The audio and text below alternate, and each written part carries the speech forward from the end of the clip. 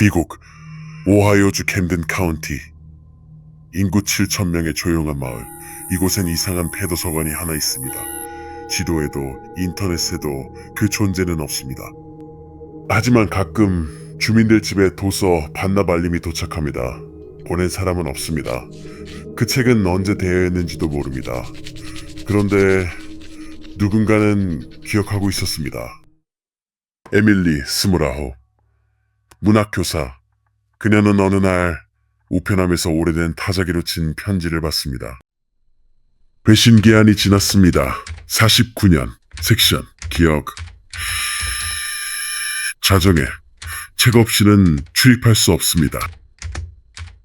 그녀는 이걸 장난이라 생각했지만 메모리 섹션, 무언가 그녀의 오래된 꿈에서 들은 단어 같았습니다. 그녀는 밤마다 검색하고 결국 사라진 도서관의 사진을 찾습니다. 서서 하나가 흐릿하게 찍힌 낡은 사진, 창 없는 창문, 어두운 입구, 그리고 비어있는 눈. 그녀는 자정 도서관 위치를 찾아갑니다. 지도에 떠있는 하얀 점. 직접 가보니 건물은 있었습니다. 문은 열려 있었고 닫히는 소리는 없었습니다. 도서관 내부는 먼지 하나 없었습니다.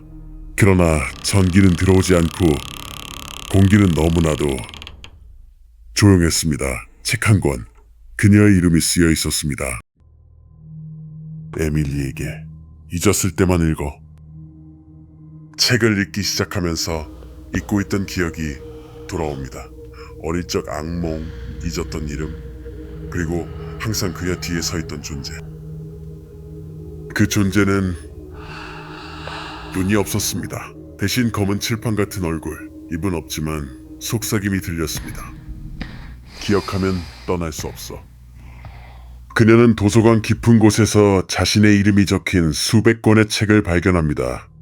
책마다 다른 표지, 다른 내용, 하지만 모두 미래에 일어날 일들이었습니다. 그녀는 책 한 권을 집어듭니다. 제목은 기억을 지워야만 산다. 그리고 표지엔 자신이 책을 읽고 있는 장면이 그려져 있었습니다.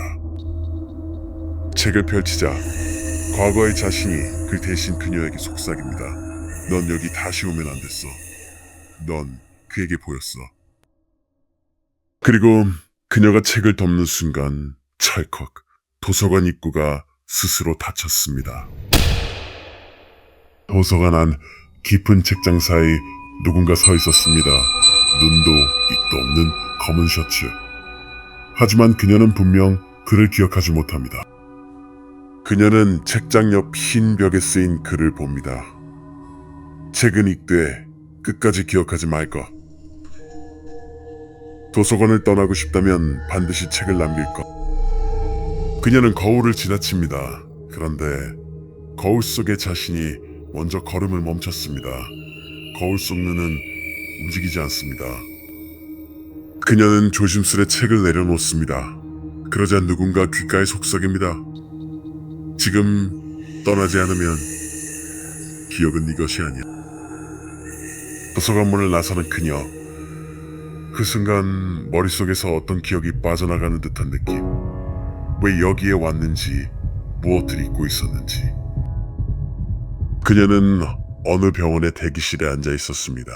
책도 도서관도 없고 창밖엔 눈이 오고 있었습니다. 간호사가 부릅니다. 제나 씨, 정신과 진료 시작할게요. 의사는 묻습니다. 다시 그 도서관 이야기를 해볼까요?